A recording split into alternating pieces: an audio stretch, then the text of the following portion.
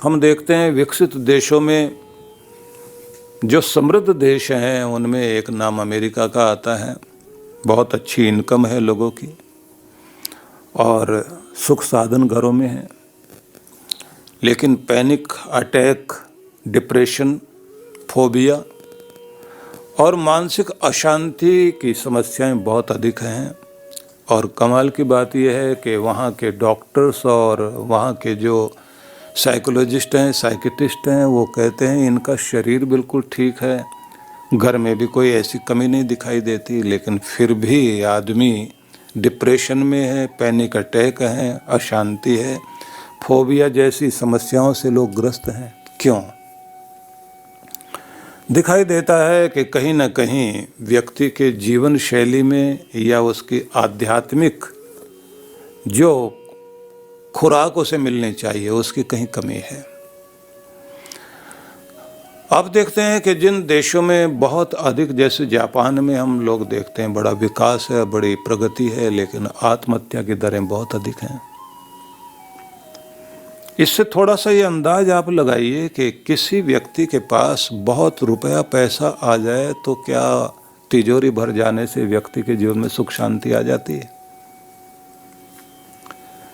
हम जिन चीज़ों के पीछे पागल होकर लगे हुए हैं, क्या वो हमारे घर के अंदर प्रेम को और घर के अंदर सुख शांति को बढ़ाने में बहुत बड़ा योगदान दे पाएंगी? ऐसी चीज़ें, मैं ये नहीं कहता कि हम धन से रहित हो जाएं, रुपया पैसा कमाना छोड़ दें। मैं कहना चाहता हूँ कि जिस अंधी दौड़ में हम शामिल हो गए हैं कि हमारा एक अंग शरीर का अगर फैल जाए और दूसरा सिकुड़ जाए तो इसको बीमारी कहते हैं। व्यक्ति के सभी अंग पूर्ण स्वस्थ रहने चाहिए और सबका पूर्ण एक व्यवस्था के अनुसार, संतुलन के अनुसार विकास होना चाहिए। आपकी एक उंगली बहुत मोटी हो जाए या एक पांव बहुत भारी हो जाए और बाकी शरीर आपका जो है जैसे रहना चाहिए वैसा रहे, तो आपका शरीर ही बेढंगा हो जाएगा और चलने में मुश्किल हो जाएगी। हमने अपनी हालत ऐसी कर ली है कि रात दिन हम लोग पैसा कमाने के लिए इतने पागल हो गए, अपने बच्चों को भूल गए, अपनी नींद खो बैठे, अपना चैन खो बैठे, हंसना मुस्कुराना भूल बैठे, मन की शांति हमारी चली गई। इसलिए भारत में जो सबसे बड़ी बात यहाँ की है कि भौतिक विकास के साथ यहाँ आध्यात्मिक विकास को बहुत महत्व दिया है। मुझे इस बात की बहुत खुशी है कि उल्लासनगर के अंदर हर गली गली के अंदर बहुत बहुत धर्म, मत, संप्रदाय और अलग अलग गुरुओं के स्थान बने हुए हैं। सिंधी समाज के लोग बहुत श्रद्धा के साथ कहीं ना कहीं अपनी आस्था के अनुसार जाते हैं, कुछ तो मानते हैं, कुछ तो करते ही हैं। अच्छी बात है कि व्यक्ति के जीवन में धर्म महत्वपूर्ण होना चाहिए।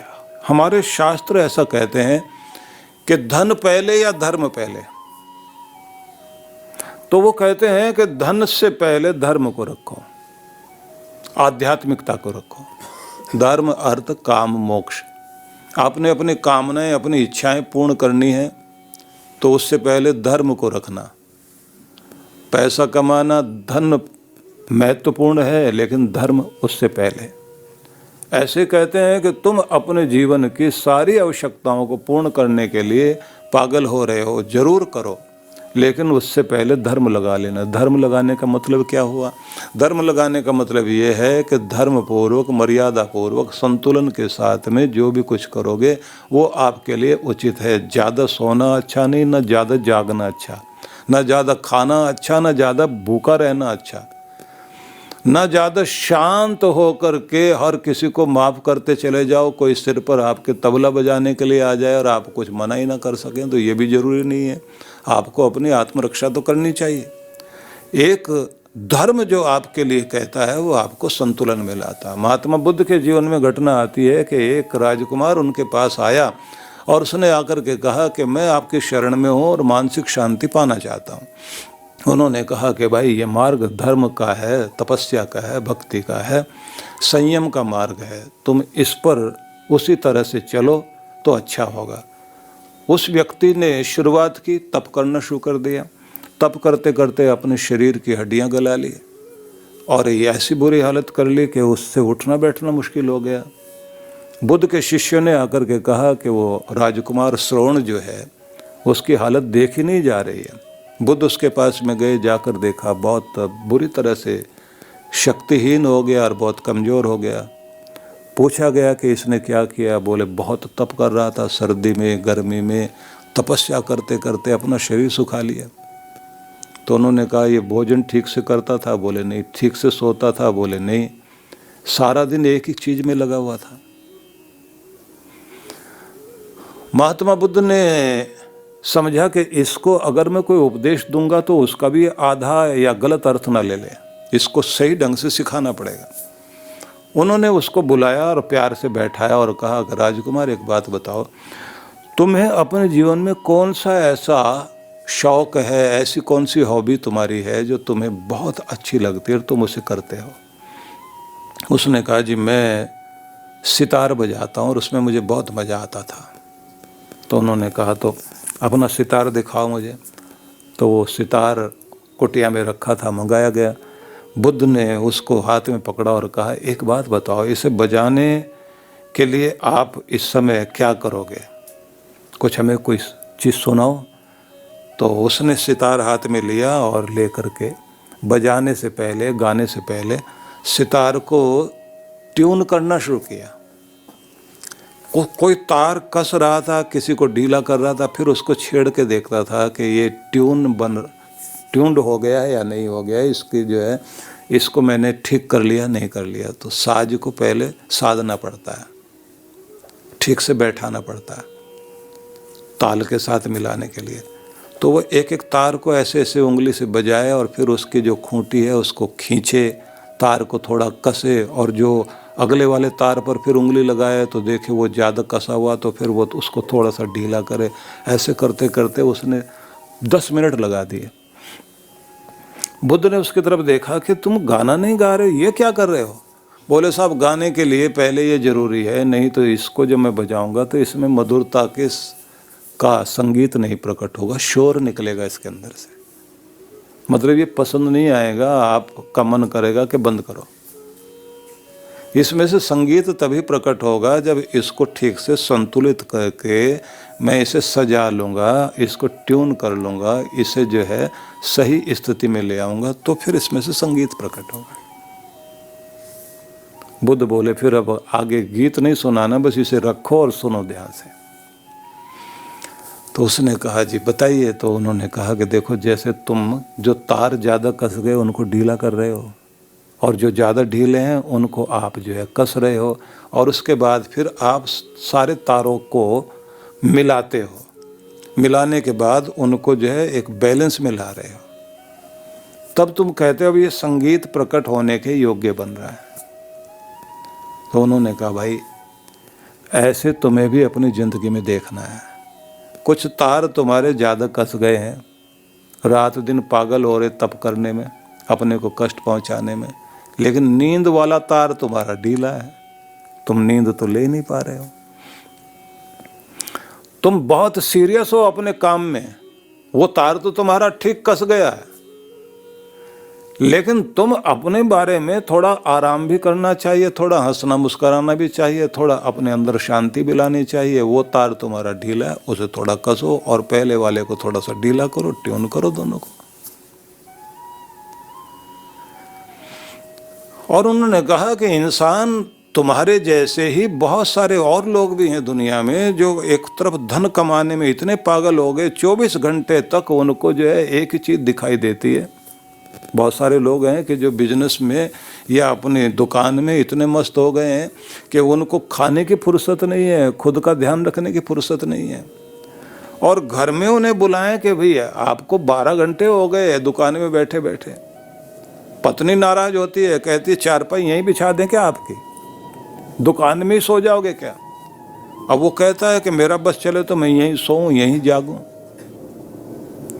तो एक तार आपने इतना कस दिया है, लेकिन आप परिवार भूल गए हो, खुद की जिम्मेदारी भूल गए। किसी दिन शरीर में बीमारी आएगी, दुकान भी छूट गई, अब हॉस्पिटल के बेड पर पड़े हुए हैं। उन लोगों को मैंने देखा धन के लिए इतने पागल हो गए कि उनको आधा शरीर पक्षाघात हो गया, मुंह टेढ़ा हो गया, हाथ उठ नहीं पा रहा है, आधा शरीर काम नहीं कर रहा, मुंह से लार बह रही है और जीभ भी आधी लटक गई है, अब वो बोला भी नहीं जा रहा उनसे। तो आप समझ सकते हैं कि हमें जीवन का संतुलन बनाना बहुत आवश्यक है। जब तक आप बैलेंस नहीं बनाओगे, सारे फूलों की, एक फूल की सारी पंखड़ियां, मेरे हाथ में ये एक फूल है, आप जरा इसको देखिए कि इसकी सारी पंखड़ियां एक साथ खिली हुई हैं, तभी ये सुंदर लग रहा है। और अगर इसकी जो है इधर वाली पंखड़ियां ऐसे सुकड़ी हुई होती है, सिकुड़ करके ऐसी होती, तो ये क्या लगता है आपको? अधखिला फूल, अधखिले में भी उसका भी सौंदर्य होता है कि वो जो है पूरी तरह से ऐसे गोल होता है और फिर एक या दो पंक्तियां, पत्तियां उसकी बाहर आती हैं, क्योंकि प्रकृति में तो फिर भी सौंदर्य है। यहाँ रखे हुए सारे फूलों को आप देख लीजिए, ये भी एक फूल है। आप देख रहे हैं कि इसकी सारी पंखड़ियाँ खिल रही हैं और ये अभी और खिलते खिलते पूरा फैल जाएगा। जब तक हम जीवन को इस तरह से नहीं समझेंगे, हमारे जीवन में परेशानियां खड़ी रहेंगी। हर आदमी को ये देखना है, क्या आपने अपने स्वास्थ्य के संबंध में अब तक लापरवाही बरती है तो ये तार ढीला है आपका। अब पैसा कमाने में आप पागल हैं, वो तार ज़्यादा कस गया, उसे थोड़ा सा ढीला कर दीजिए, इतनी कि वो जो कहते हैं ना कि आगाह अपनी मौत से कोई बशर नहीं, कोई इंसान सावधान नहीं है कि दुनिया से जाना भी पड़ेगा। आगाह अपनी मौत से कोई बशर नहीं, सामान 100 बरस का और पल की खबर नहीं। तुमने सैकड़ों वर्षों तक का सामान तो इकट्ठा कर लिया, जोड़ के रख लिया, और जिंदगी का ये भी भरोसा नहीं है कि 2 पल जी भी पाओगे या नहीं जी पाओगे। जी भर करके जीना सीख जाए आदमी तो समझ लेना चाहिए उसको जीना आ गया। संतुलन चाहिए जीवन में। जब तक आप बैलेंस नहीं बनाओगे हर चीज़ का, देखिए आप परिवार के लिए, खुद के लिए जी रहे हो, लेकिन समाज के लिए कुछ भी नहीं कर पा रहे, तो यहाँ एक तरफ तो आप तार ठीक जा रहा है आपका, लेकिन दूसरा तार ढीला है।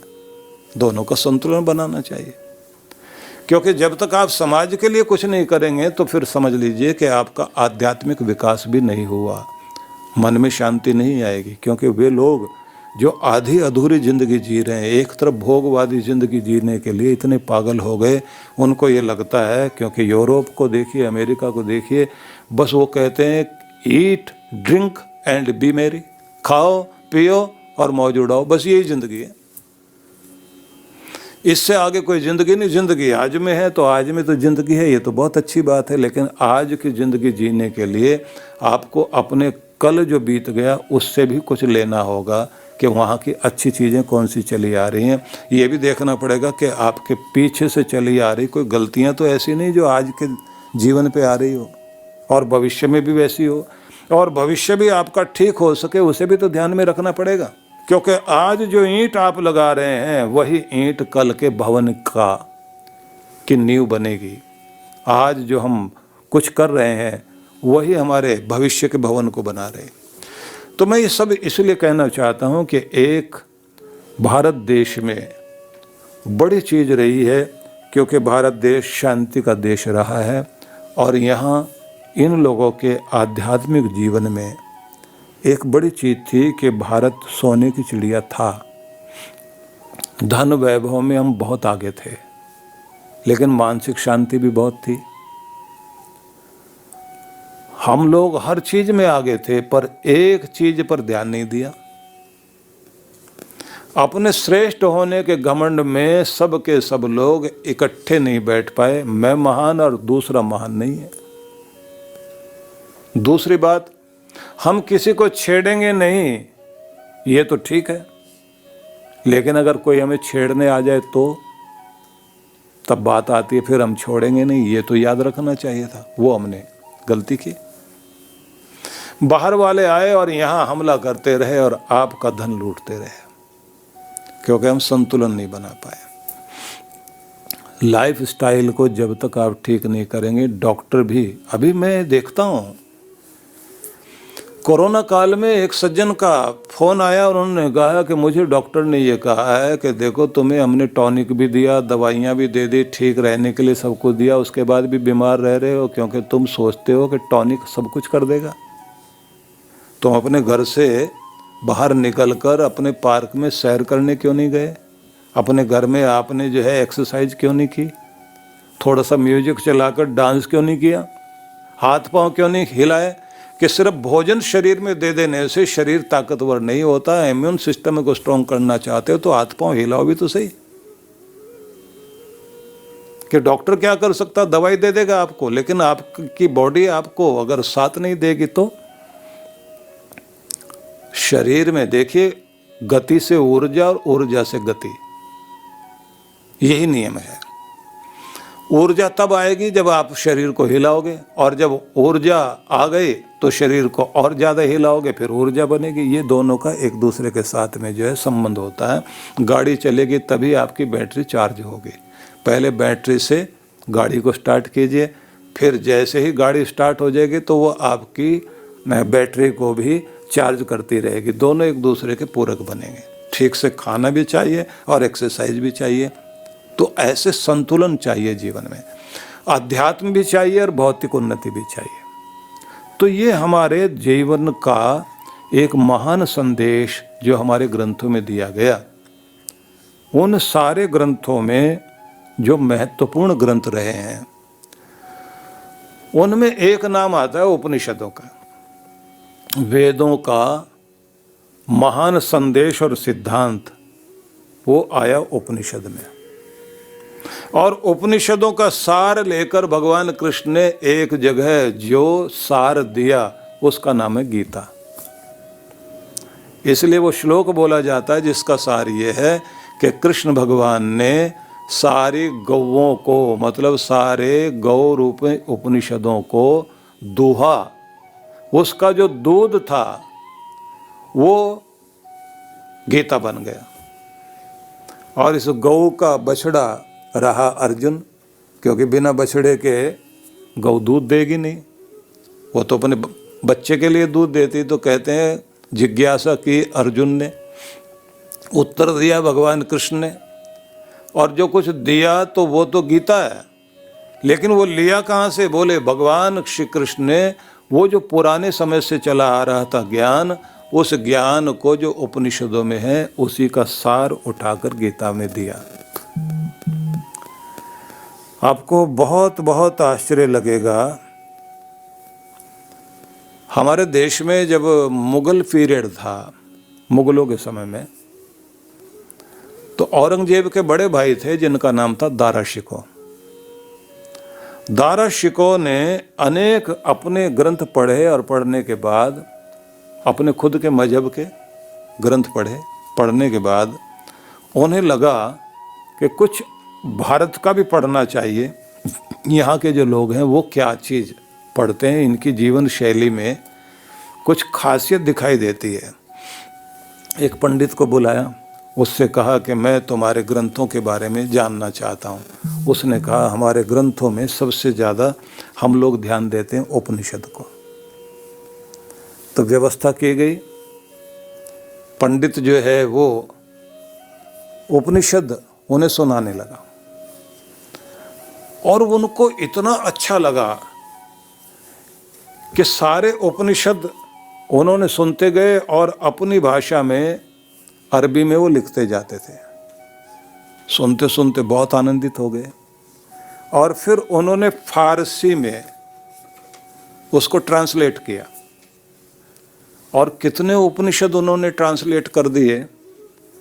उनकी ट्रांसलेशन समझिए 54 उपनिषद, 54 उपनिषद उन्होंने जो है उसका को ट्रांसलेट करके रखा फारसी में, और उसके बाद फिर उस फारसी को दूसरे लोगों ने अपनी भाषा में अनुवाद किया, और फिर चलते चलते वो आया जर्मन भाषा में, उसका जो है ट्रांसलेशन हुई। अब जर्मन भाषा में जब ट्रांसलेशन हुई तो वहाँ का एक बहुत बड़ा फिलोसफर था और बड़ा ज्ञानी था जिसको जर्मन लोग बहुत ज़्यादा मानते थे। उसने उसको पढ़ा। पढ़ने के बाद वो तो सिर पर रखकर उसे नाचने लगा। उपनिषद को सिर पर रखा उसने और नाचने लगा। सड़क पर खड़ा होकर लोगों ने पूछा क्या हुआ? बोले आज मुझे दुनिया की सबसे बड़ी दौलत मिल गई, जिसने मेरे मन को सबसे ज़्यादा शांति दी है। ऐसा ग्रंथ मैंने आज देखा और मैं कहता हूँ पूरी दुनिया में इस जैसी चीज़ मुझे दूसरी नहीं दिखाई देती। लोगों ने कहा कि आप इसको जो दूसरी भाषा में भी अनुवाद करने का मौका दें, और उसके बाद में फिर ट्रांसलेशन चलती रही और तब यूरोप में पहुंचा उपनिषद। और अब विश्व की अनेक यूनिवर्सिटीज में, अनेक विश्वविद्यालयों में उपनिषद पढ़ाया जाता है। दाराशिकों से जब कहा गया कि आप इतने ज़्यादा इससे प्रभावित हो गए, आपको क्या लगा ये उपनिषद? तो उसने लिखा, मैंने मजहबी किताबें पढ़ी और पढ़ने के बाद मेरी प्यास बाकी रह गई। आखिर में फिर मैंने जो उपनिषद पढ़े और पढ़ने के बाद मुझे ये महसूस हुआ कि जो कोई मेरी प्यास नहीं बुझा पाया, मेरे हृदय को, मन को जिसने शांति दी, वो तो केवल उपनिषद है कि ये दुनिया की अद्भुत किताब है। और आप लोग जानते हैं कि इस बात को लेकर बहुत हो हल्ला मचा और उनको दाराशिकों को इसका की पीड़ा भी भोगनी पड़ी, क्योंकि बहुत सारे कट्टर लोग नाराज हो गए उनसे कि हिंदुओं की किताब को इतना महत्व दे रहे हो। लेकिन मैं आपको बताना चाहता हूँ कि जिस उपनिषद ने शोपेनहावर को नचा दिया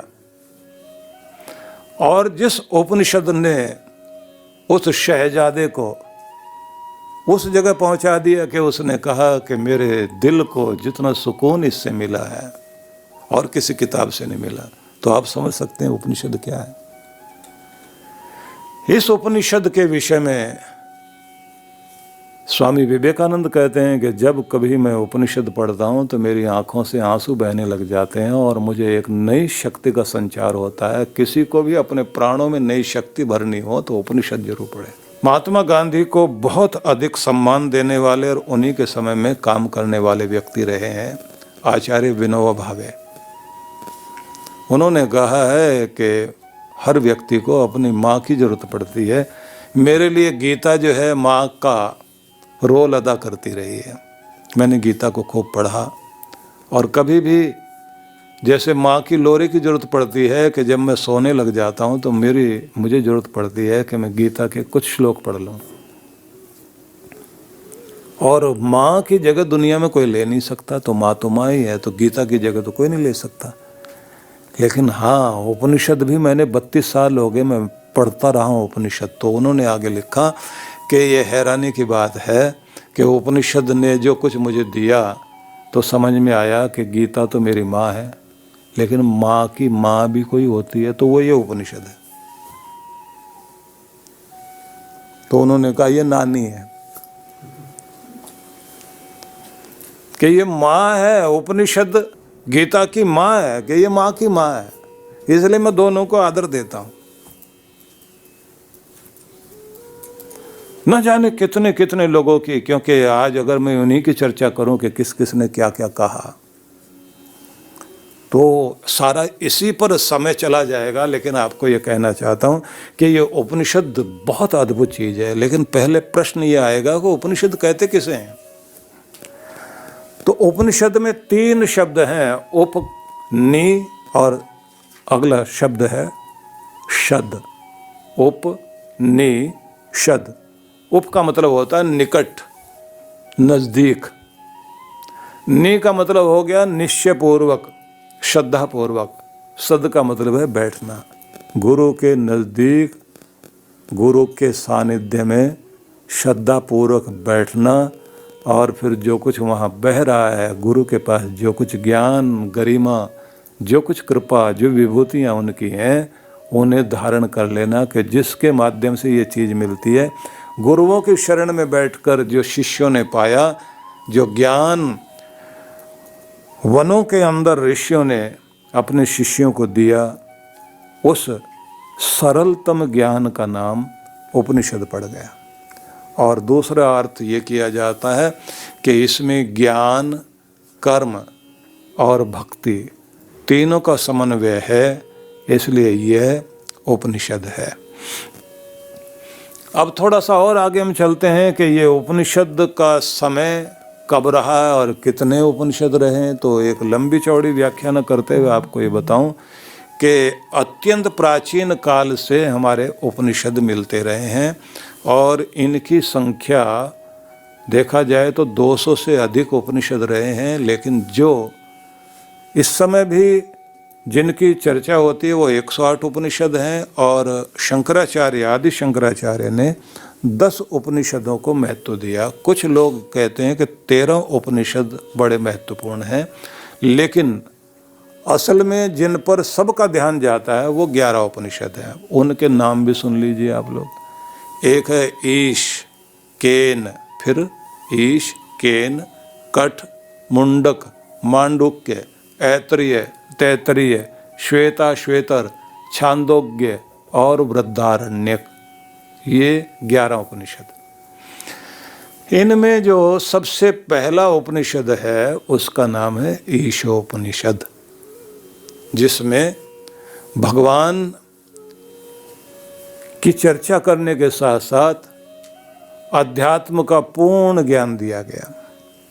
अब मजे वाली बात यह है कि उपनिषदों को अलग नाम से भी बोला गया। योग विद्या, ब्रह्म विद्या, अध्यात्म विद्या, वेदांत विद्या, ये सब नाम जो है ये उपनिषद के ही नाम है। एक और खास बात, भगवान की चर्चा है, लेकिन भगवान के बारे में ऐसा नहीं बताया गया कि भगवान इस तरह का, मतलब ऐसे जो है तुम ऐसे मंदिर बना के पूजना या भगवान को इस नाम से पुकारना। वहाँ बहुत अलग ढंग से समझाया गया। अब क्या समझाया गया है वो जरा आप देख लीजिए। मैं शुरुआत करता हूँ ईशोपनिषद से। उपनिषदों में अधिकांश रूप से एक मंत्र को अधिकांश रूप से पढ़ा जाता है और वो है पूर्णमदः पूर्णमिदं पूर्णात् पूर्णमुदच्यते पूर्णस्य पूर्णमादाय पूर्णमेव अवशिष्यते। आगे 3 बार ओम शांति शांति शांति ये बोला जाता है। अब मंत्र देखिए आप, कहा क्या गया, पूर्णमदः पूर्णम इदम, यह पूर्ण है और वह भी पूर्ण है। तो मतलब ये जगत, ये दुनिया, ये जो भगवान ने जगत बनाया ये भी पूर्ण है, पूर्णता से परफेक्ट है, कहीं कोई कमी नहीं। भगवान ने पूरा का पूरा बनाया, जैसे चाहिए था वैसा बनाया, कमी नहीं निकाल सकते आप। जितना विचारते चले जाओगे आपको समझ में आएगा भगवान की सारी रचना, उसमें पूर्णता है, परफेक्शन है। तो पूर्ण है संसार, यह पूर्ण मतलब ये दुनिया, वह पूर्ण, भगवान भी पूर्ण। पूर्णात् पूर्णम उदच्यते, उसी पूर्ण से ये दुनिया आई, उस भगवान से ही ये दुनिया बनी। तो क्या अब उनके कहने का ढंग देखिए, क्या कहते हैं, ये पूर्ण वो भी पूर्ण, पूर्ण से पूर्ण निकला, पूर्ण से पूर्ण बना, पूर्ण से पूर्णम आदाय, पूर्ण से पूर्ण निकालने के बाद पूर्णमेव अवशिष्यते, पूर्ण ही बच गया। किसी चीज में से सारी चीजें निकाल ली जाए और निकालने के बाद में जो निकाला गया वो पूरा था और जो बचा वो भी पूरा ही है। तो वो दोनों पूर्ण है, इधर वाला भी इधर वाला भी, कि ये ज्ञान है। अब आप इसको देखोगे तो पता लगेगा ये एक मिस्ट्री है, एक रहस्य है। क्या बताना चाह रहे हैं, ये जगत पूर्ण है, उसका संपूर्णता है, इसमें हर चीज में पूर्णता है। वैज्ञानिक खोज करते करते हैरान हो रहे हैं। अब जब लोगों को ये लगता है कि शरीर के अंदर इतनी सारी हड्डियां हैं तो एक आध फालतू भी लगा रखी भगवान ने, तो जब कहीं जरूरत पड़ती है तो उसको यूज करते हैं।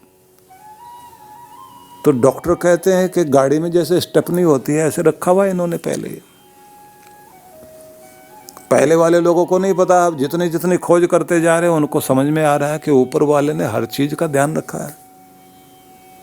उसकी रचना में कहीं पर भी आप देख लीजिए कोई भी कमी नहीं, पूर्णता है, संपूर्णता है कि उसकी रचना, उसका संसार पूर्ण, और बनाने वाला भी पूर्ण, और पूर्ण में से पूर्ण निकला, मतलब ये दुनिया उसी से बनी। और फिर वो कहते हैं पूर्ण में से पूर्ण लेकर के पीछे पूर्ण ही बच जाता है। बोले ये कौन सा गणित है भाई, ऐसा गणित तो हमने देखा ही नहीं। वो कहते हैं तुम जो गणित बोलते हैं ना 2 और 2 4, 1 और 1 2, बोले यहाँ उल्टा गणित है। कैसा गणित है? बोले हमेशा ऐसा ही नहीं होता, 1 और 1 2 ही होते हैं। बोले ये वो गणित है जहाँ 1 और 1 मिलकर 2 नहीं 1 ही हो जाते हैं। कहा ये कैसा गणित है? बोले ये प्रेम का गणित है। जब तुम परमात्मा की भक्ति में डूबोगे तो फिर 1 और 1, 1 तुम और 1 परमात्मा 2 नहीं होंगे, तुम 1 ही हो जाओगे। जब उससे मिल जाओगे, उसके प्रेम में डूब जाओगे, खुद को भूल जाओगे और वही हो जाओगे। बस ये गणित के ऐसे ये अध्यात्म विद्या यहाँ से शुरू होती है। और जिसको ये चीज़ आ गई, बोले उसी के घर में सुख शांति है। जहाँ पति पत्नी 2 नहीं है, 1 ही हो जाते हैं। 2 शरीरों में 1 आत्मा धड़के, 2 शरीरों में 1 हृदय धड़कता हो, दोनों की भावना जब 1 होती हो तो कहते हैं कि उसे कहा जाता है कि ये प्रेम है, ये शक्ति है, ये उनके लिए सबसे बड़ा बल है। और इसी को कहा जाता है कि ऐसा गणित चाहिए दुनिया में जो तुम्हें 1 को भी 2 कर दे, टुकड़े कर दे तुम्हारे। वो गणित तुम्हारे लिए ठीक नहीं है। जिंदगी का गणित तो वो सबसे अच्छा है जहाँ 2 मिले, 4 मिले, 5 मिले और सारे लोग मिलकर कहें कि हम इतने नहीं, हम तो 1 हैं। वो 100 मिलकर के भी अपने आप को 1 कहें। बोले जिसको ये आ गया बस उसके पास धर्म आ गया। अब आप जरा सोच करके देखिए कि जिस समय पांडवों को उनका सारा सब कुछ छीन कर दुर्योधन जोए में हरा बैठा उनको और निकाल दिया बाहर कि जाओ 12 साल के लिए जंगल में जाकर के रहो और 13वां साल अज्ञातवास में बिताना है। तो बेचारे जंगल में जाके रह रहे हैं। अब ये चांडाल चौकड़ी शकुनी की, कर्ण भी, और ये दुशासन और दुर्योधन और उसके सारे भाई और उसके दूसरे राजा लोग सब बैठ करके मजाक उड़ा रहे हैं घर के अंदर। क्या चाल चली हमने। उसके बाद एक कहता उनमें से अभी मजा नहीं आया। मजा तो तब आए जब तुम लोग जंगल में जाओ और उनको जा कर के देखो और द्रौपदी को देखो कैसे वो साधारण, जो हमारे नौकर चाकर भी ऐसे नहीं रहते, ऐसे वो पानी भर के ला रही होगी, चूल्हा वूल्हा जला रही होगी और जगह जगह से पत्ते तोड़ तोड़ कर सब्जी बना रही होगी। और भीम जो कहता था गदाधारी मैं ये कर दूंगा वो कर दूंगा, वो लकड़ियां लेके आ रहा होगा। तमाशा देखने के लिए चलते हैं। अब तमाशा देखने, क्योंकि एक तरफ ईर्ष्या द्वेष बैर सब छीन लिया उनका, आग लगी हुई अंदर और आग लगी हुई है। तो वो कहते हैं अब तमाशा देखने चलते हैं। अब तमाशा देखने के लिए चलने लगे तो फिर उन्होंने अपने मंत्रियों को बुला करके कहा कि भाई वो कौन से जंगल में है, जरा पता करो, पता लगा कि इस जंगल में। अच्छा तो वहाँ पर कौन सा ऐसा झरना है, सुंदर जगह कोई है जहाँ पर हमारे जो टेंट वेंट लगे और जहाँ पर हम लोग जा कर के रहें। राजा आएंगे तो राजा को रहने का अपना तरीका होता है। तो उन्होंने कहा कि एक बड़ा सुंदर छोटा सा पहाड़ है, उसके साथ में एक झरना है और वहाँ की जगह बहुत सुंदर है, वहाँ पर जो है हमें जाके रहना चाहिए। टेंट वेंट वहाँ लग गए और वहाँ जाकर इन लोगों ने मद्यपान शुरू कर दिया, शराब वराब पी और फिर वहाँ जो गंधर्व लोग थे उनकी एक कन्या को इन्होंने छेड़खानी कर दी।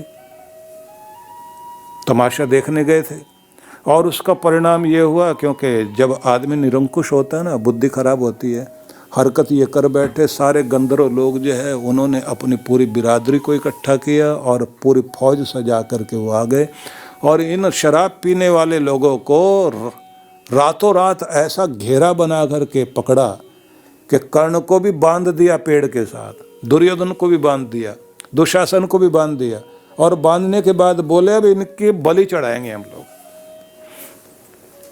गुप्तचर विभाग के द्वारा पता लगा इधर युधिष्ठिर को कि इन लोगों की ये हालत हो गई कि जो हमारा भरत वंश दुनिया में इतना प्रसिद्ध रहा है, इन लोगों की हरकत के कारण आज ये स्थिति आ गई कि जो इस समय राजा है, मतलब युवराज की घोषणा की गई थी दुर्योधन की, और राजा की जगह वही था क्योंकि पिता राज गद्दी संभाल रहे थे, लेकिन उनका उत्तराधिकारी बन करके तो दुर्योधन रह रहा था कि वो उसको भी बांध दिया गया और सारी दुनिया में मजाक उड़ेगी, हमारी हरकत इनकी खराब है।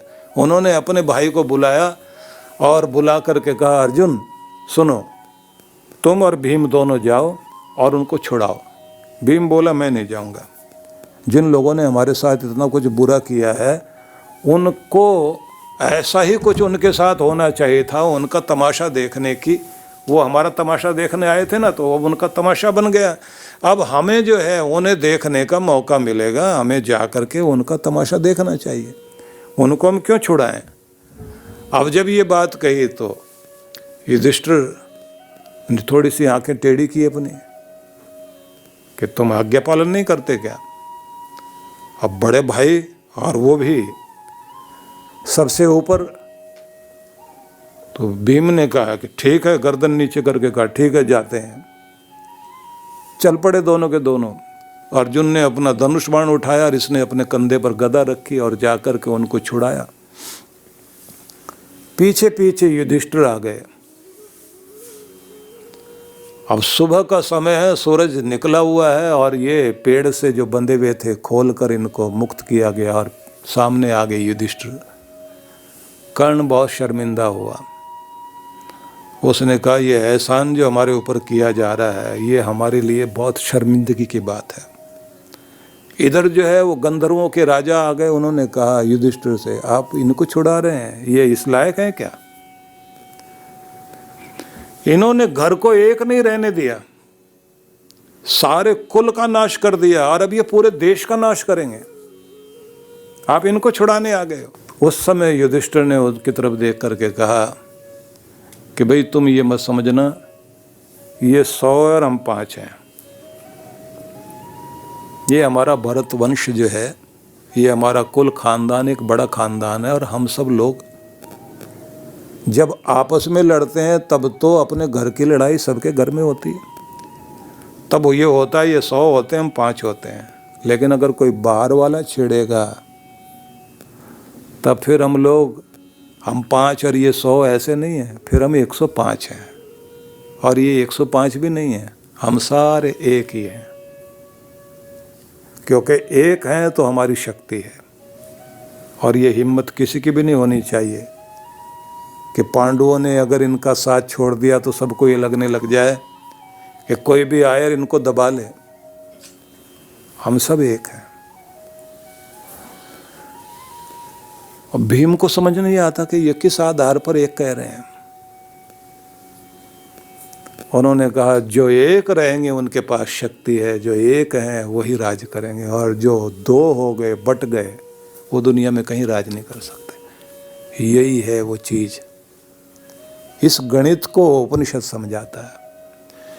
अपने घर की ताकत को बंटने मत देना, सब अलग अलग मत हो जाना, एक होना सीख जाओ। यहाँ का गणित ये है कि घर के जितने भी लोग हैं सबका जोड़ बैठा हो, इधर वाले मिला करके जो है 2 ये हैं, 3 ये हैं, वो 5 मिल करके 5 नहीं होते। तो कहते हैं ये गणित उल्टा है। जिस गणित के आधार पर तुम जिंदगी जियोगे वो गणित तुम्हें क्या समझाता है कि 2 ये हैं घर के ये लोग और 3 ये वाले लोग हैं, सबको मिला करके कहो 5 नहीं, 1 है। जहाँ एक होकर कोई बैठ गया उस घर की ताकत बहुत बड़ी होती है। और इसे एक बनाने वाली चीज कोई है तो सिर्फ परमात्मा है। तो इसलिए कहते हैं वो एक की शिक्षा देने वाला ये जो गणित है, इसको समझाया गया कि ये कैसे एक में से निकाल भी दिया जाए पूरा और फिर पीछे पूरा ही बच जाए। कहा गया है कि दिया देखना कभी ध्यान से, दिए से दिया जलाया जाएगा। अब दिए में से जब आप दिया जलाओगे तो पूरी रोशनी लेगा दूसरा दिया और पूरा पूरा वो भी जल गया। और पीछे मुड़ के देखें तो पहले वाले दिए ने जो कुछ दिया है तो उसमें कम हो गया क्या? वो भी पूरा जल रहा है। दोनों दिए पूरे जल रहे हैं और फिर उससे तीसरा भी जला लीजिए, चौथा भी जला लीजिए, लेकिन कोई भी कम नहीं होगा। आप अपने भाई को, अपने दोस्त को, अपने मित्र को, पति पत्नी एक दूसरे को, भाई भाई एक दूसरे को, माँ बेटे को जो प्यार देते हैं, अपना पूरा प्यार ही तो देंगे। लेकिन क्या माँ के पास में प्यार फिर कम हो गया क्या? पूरा प्यार देने के बाद भी माँ के पास भी पूरा बचा हुआ है। बोले ये जैसे पूरा देने के बाद भी पूरा बचा हुआ है, बस ऐसे ही वो परमात्मा से सारा संसार निकलता है और फिर भी पीछे पूरा ही बच जाता है। तो कहा इस रहस्य को जान लो। जिस दिन तुम इस रहस्य को जान लोगे, बस वो कहते हैं उस दिन तुम्हें ब्रह्म विद्या का पता लगेगा। बोले संसार है दृश्यमान जगत, दिखाई देने वाला जगत, और परमात्मा है न दिखाई देने वाला।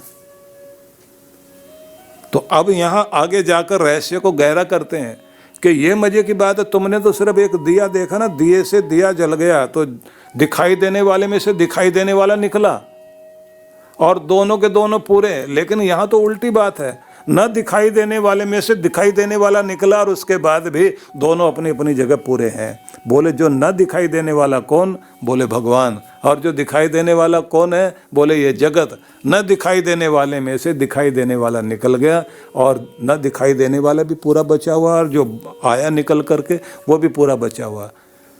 बोले बात इतनी भी नहीं है, थोड़ा और बढ़ो आगे। जो दिखाई देने वाला है वो आखिर में जाकर इसी में लीन हो जाता है। और फिर क्या होता है? बोले जिसमें आके मिल गया, मतलब ये जगत आके भगवान में मिल गया तो भगवान फिर बढ़ा नहीं, वो फिर उतना ही रहता है। और फिर उसमें से उतना ही फिर निकाल लिया जाए तो फिर दोनों उतने ही रहते हैं। कब बस यही मजा है, भगवान में जगत लीन हो जाता है, भगवान बढ़ नहीं जाता, वो पूरा उतना ही रहता है। और फिर उसमें से ये जगत निकलेगा, फिर वो भी पूरा उतना ही रहेगा। वो बोले महाराज नहीं समझ में आया, आप क्या ज्ञान दे रहे हो? तो वो कहते हैं तो चलो आगे। का एक बीज है, बीज को तोड़कर देखो, उस बीज से वृक्ष बनता है। लेकिन जिससे वृक्ष बनता है तो वो उसमें तोड़ के देखो कहीं वृक्ष है क्या? कि पूरे बीज को तोड़ोगे तो ना तो उसमें फूल दिखाई देता, ना उसमें फल दिखाई देता, ना उसमें वृक्ष दिखाई देता। लेकिन वैसे ही दूसरा बीज उठाओ और ज़मीन में बो, उसके बाद उसके अंदर से देखो बीज से अंकुर निकल रहा है, पौधा बन रहा है, फिर फूल आते हैं, फिर फल आते हैं। बोले अदृश्य से दृश्यमान चीज़ें प्रकट हो रही हैं, और एक प्रकट होता है और दूसरे को, मतलब फूल आया वो कहता है कि अब मुझे मिटना होगा क्योंकि अब फल आना है। और मज़ा तब होता है जब वो फूल जो है अपने पीछे फल को लेकर आ रहा होता है और फूल आगे लगा रहता है। जब तक वो फूल लगा रहता है तब तक वो बढ़ता रहता है, और जैसे फूल सूख जाएगा फल पूरा हो जाएगा, फूल चला जाएगा। वो कहेगा मेरा काम पूरा हो गया, अब ये बड़ा होगा। जैसे वो बड़ा हो गया तो उसके बाद में उसको देखें कि उसके अंदर भी कुछ और है, वो बीज हैं। वो दर्शा रहे हैं कि मुझसे तुम आए और तुमसे मैं आ गया। कि ऐसे रात दिन जो आपको अज्ञात से ज्ञात प्रकट कर रहा है, तुम उसे जानने की कोशिश करो कि बात ये है, इसलिए तुम्हें बताया गया है। जगत अदृश्य से दृश्यमान जगत प्रकट हुआ है और फिर उसी में लीन हो जाता है और फिर वो उसी से प्रकट कर देता है। तो वो परमात्मा है क्या? कि चलो इसकी बात करते हैं। उन्होंने कहा अब तुम्हें समझाना चाहता हूँ कि वो क्या है। अब यहाँ से फिर उनका मंत्र शुरू होता है जहाँ से उपनिषद शुरू होता है।